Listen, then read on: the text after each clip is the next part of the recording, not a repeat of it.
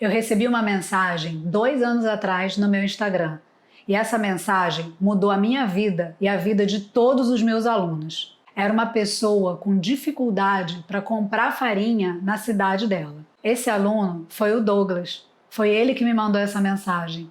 Ele é de São Luís e na época era difícil encontrar variedade de farinhas na cidade dele. Eu perguntei para ele o que ele tinha à disposição. E aí ele me falou 3 marcas de farinha que eu nunca tinha visto na minha cidade e eu nunca tinha usado. E aí ele pegou e falou assim para mim: me ajuda a escolher?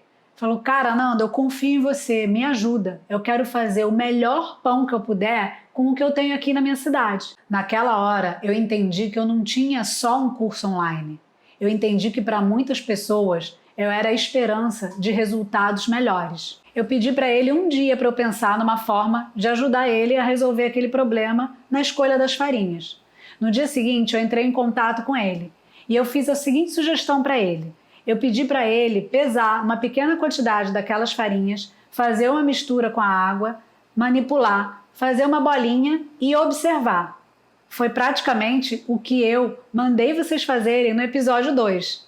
Mas eu pedi uma coisa a mais. Eu pedi que ele filmasse, fizesse pequenos vídeos e mandasse para mim. Foi dessa forma que nasceu o teste de farinhas, em abril de 2018. E a gente resolveu gravar um módulo bem completo e colocar dentro do Panifix. Aplicando esse teste das farinhas, o Douglas foi capaz de escolher a melhor farinha que ele tinha perto dele e ele foi em busca de fazer o melhor pão do mundo na cidade dele. E ele queria fazer esse pão porque ele sabia de todos os benefícios que esse pão tem. Os benefícios que eu falei para vocês no episódio 1. Hoje, o Douglas cresceu e ele tem uma padaria em São Luís. E ele espalha esses pães de qualidade na cidade dele. É uma oportunidade para uma cidade que não tinha esse estilo de pão. Se você não viu o episódio 1 e não sabe os benefícios dos pães de fermentação natural, volta e assiste o episódio 1. Você vai entender por que muitos pães fazem mal para a nossa saúde e danificam o nosso intestino. Nesse episódio, a gente vai continuar a criação do nosso fermento e começar a fazer o nosso pão. E eu escolhi a farinha que 2 anos atrás eu conheci com o Douglas. O desafio que eu passei com o Douglas me mostrou como a internet é eficiente para a gente ajudar uma pessoa que está longe a ter melhores resultados e a dar algum tipo de ajuda e orientação. Quando a gente tem uma prática orientada e um método que funciona, a gente chega lá e consegue fazer o melhor pão do mundo. Então vamos começar? Você precisa ter paciência e força de vontade para entender que a cada pão a gente vai melhorar. O processo de fazer o pão mostra que a gente tem que ter paciência não só com a massa do pão, mas paciência com a gente também, porque a gente vai evoluindo a cada pão que a gente faz. Você já sabe que um pão de alta qualidade tem inúmeros benefícios, mas para fazer esse tipo de pão a gente precisa de tempo. E esse longo processo pede muito menos do seu tempo do que você imagina. Quem faz a maior parte do trabalho é o fermento. É possível você fazer seu pão em casa, aprender a conhecer a farinha que você tem perto de você e também conhecer seu forno, de maneira simples. A prática orientada é a melhor forma para você aprender coisas do zero e desenvolver novas habilidades, sem sentir. Então vamos continuar nosso fermento e iniciar o preparo do melhor pão do mundo. No 3º dia, teve mais atividade e ele já escorreu um pouco. Eu observo, vejo bolhas maiores, mais intensidade. No 4º dia, eu preciso intervir nessa cultura. Então eu pego 50 gramas dessa cultura que está aguada, com 50 gramas de farinha de centeio e 80 gramas de água. Eu vou misturar e colocar num novo vidro e fazer o mesmo procedimento. Ajeitar a superfície e fazer a marcação. E mais uma vez tampar o vidro.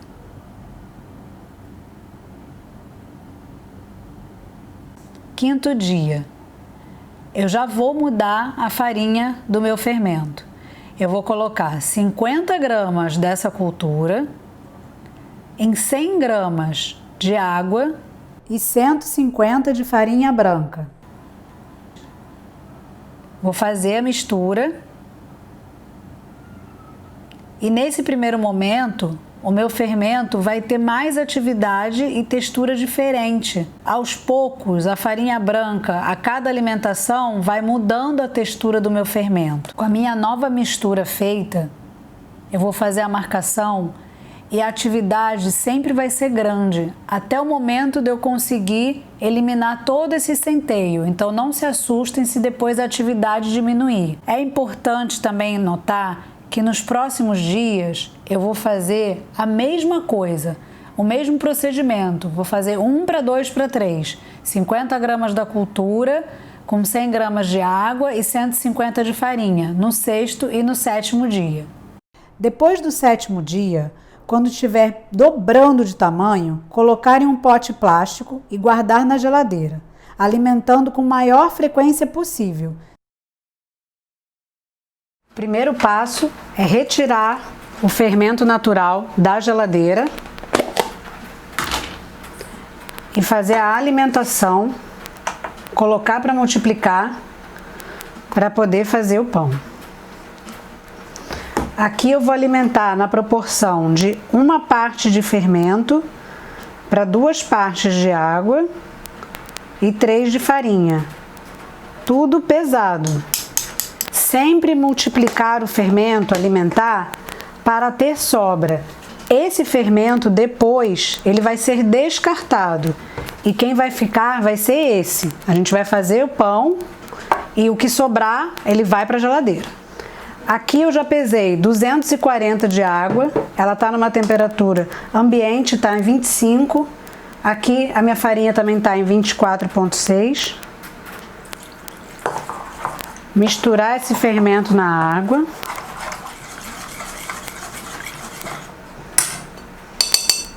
E aqui eu já tenho 360 de farinha.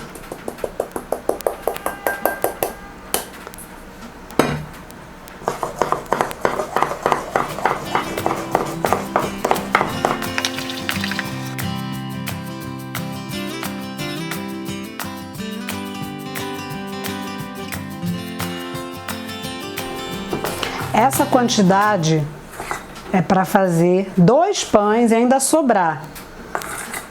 Vocês não precisam alimentar nessa quantidade toda. Tomem apenas como um exemplo. Não tem mais farinha solta, não tem líquido. Vou colocar num pote higienizado.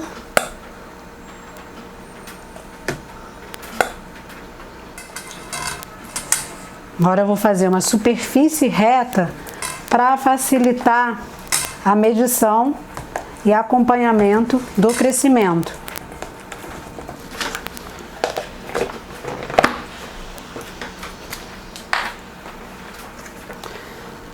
Fazer uma marcação. A farinha escolhida para a confecção desses pães foi a rosa branca, uma farinha que com facilidade a gente encontra nos mercados. Já separei aqui a farinha, 400 de farinha, e vou colocar 240 de água gelada.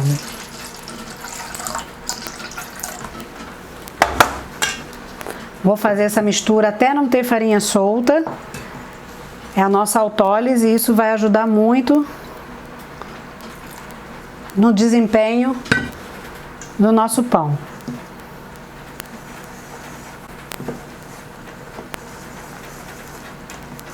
Inicialmente fazer a mistura com a colher.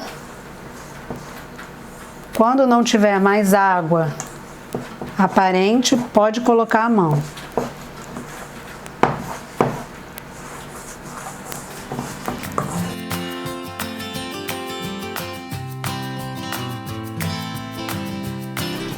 Não apertar para não grudar na mão.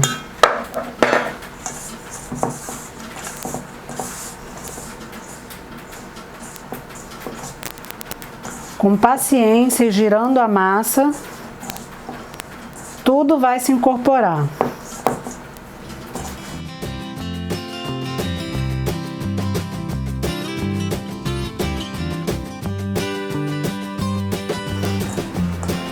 Deixar tudo uniforme, nada solto.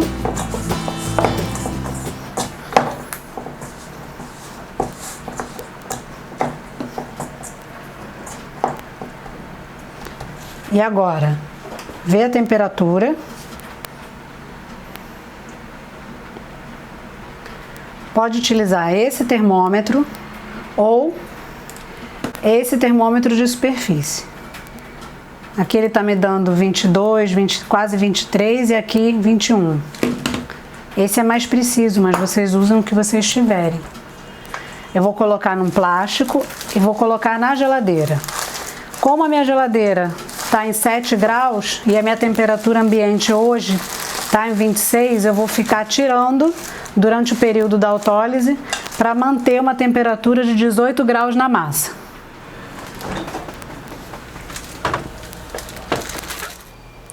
Notem que o fermento mais que duplicou já de tamanho, já passaram-se as 4 horas, então ele está pronto para ser utilizado.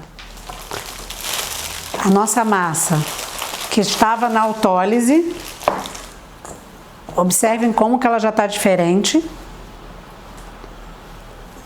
Só com o repouso de 4 horas em 16 graus.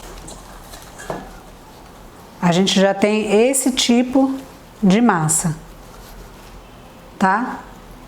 Onde não foi feita nenhuma sova e você já tem até um véu.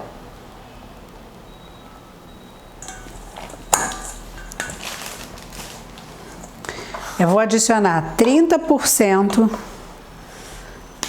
do fermento natural. E aí vocês podem pesar separado ou pesar com cuidado em cima da massa de vocês. O fermento tá aqui, eu vou esconder.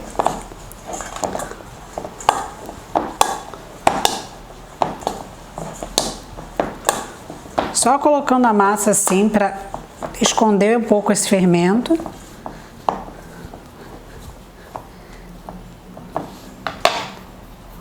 E já vou colocar o sal. A gente espalha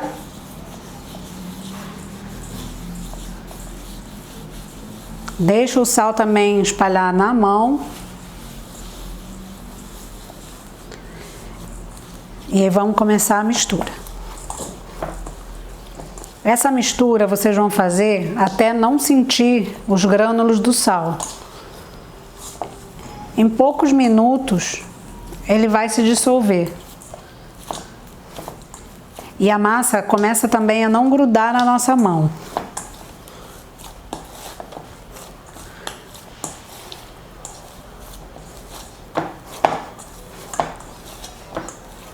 Vocês podem fazer essa mistura aqui dentro ou colocar numa bancada e ir rolando a massa, sem apertar. Se aperta, gruda. É só um leve toque. E aí vai rodando essa massa e dobrando sobre ela mesmo. Quando ela começa a grudar muito, a gente para e espera mais um pouco para continuar.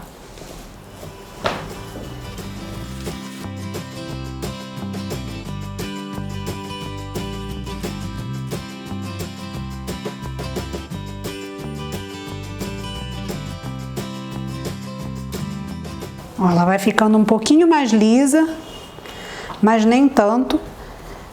A gente pode esperar agora uns 5 minutinhos ou 2 minutinhos e voltar a manipular ela.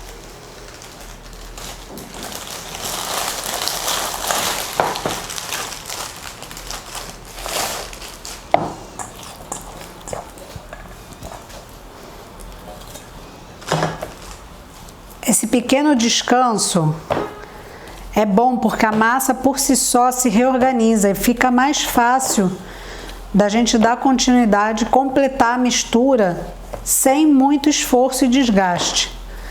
Ó, notem que a minha massa já está bem lisa em relação ao início.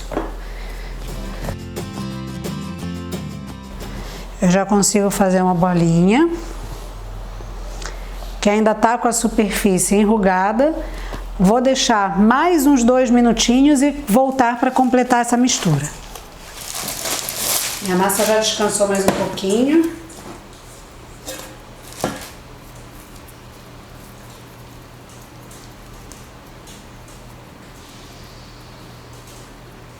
Eu nem fiz dobras ainda.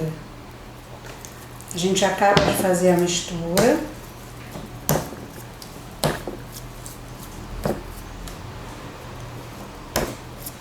Já tá bem mais lisa. E eu vou fazer uma bola, vou bolear, vou colocar no bol e vou colocar numa temperatura mais fresquinha, para não deixar passar de 22, 21 essa massa.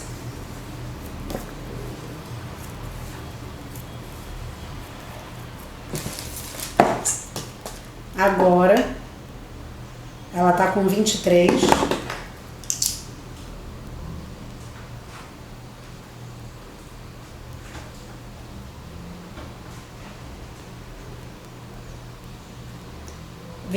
É uma temperatura já limite, no modo que eu gosto de trabalhar.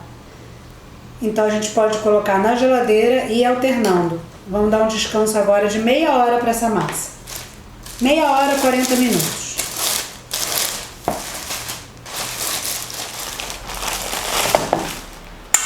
A massa já descansou.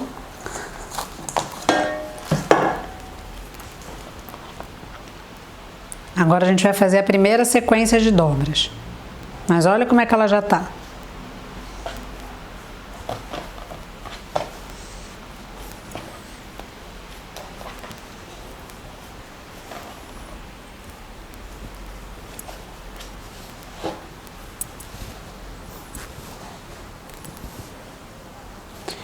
A gente faz essa boleada para dar mais força para a massa e para esticar essa película, que vai ser um parâmetro da evolução da massa.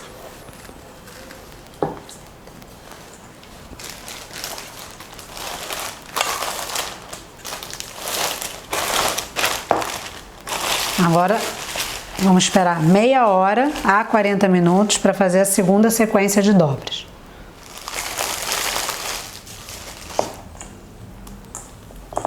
Nossa massa descansou e a gente vai fazer a segunda sequência de dobras.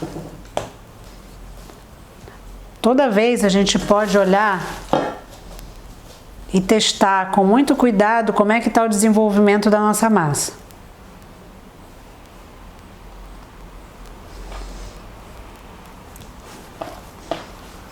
Caso vocês tenham dificuldade, podem usar também uma espátula.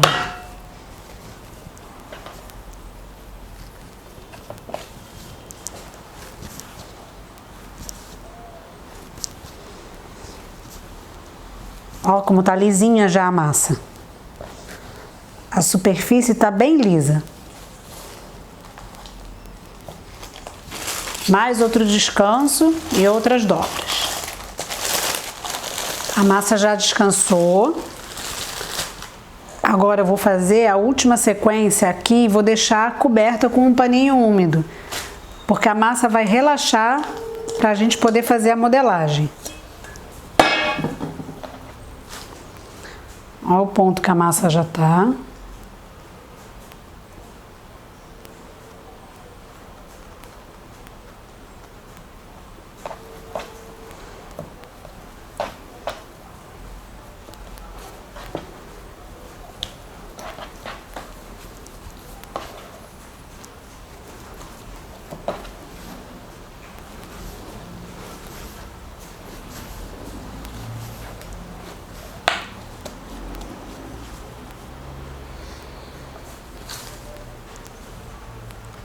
Agora eu vou dar 40 minutos para essa massa relaxar e eu poder fazer a modelagem.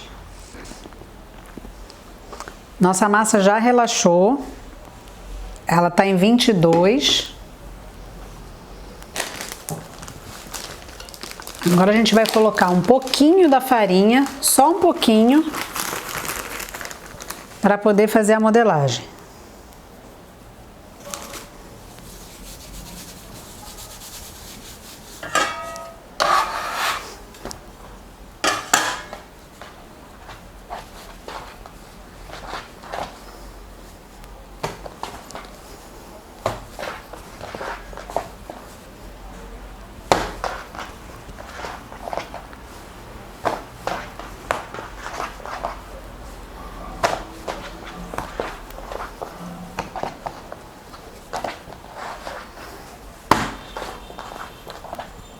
Remover todo o ar.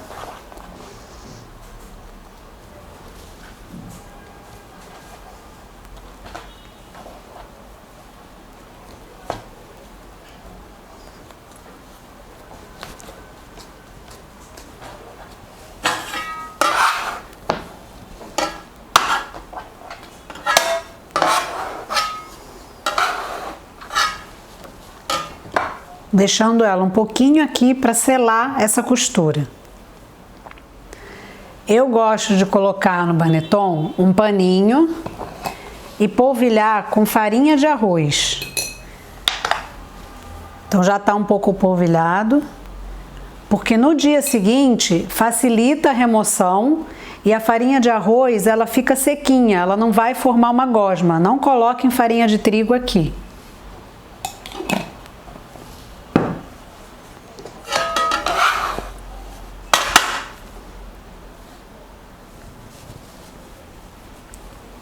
Agora esse pão vai para a geladeira. Colocar no saco é importante para evitar que alguma coisa pingue ou até mesmo que a geladeira resseque a nossa massa.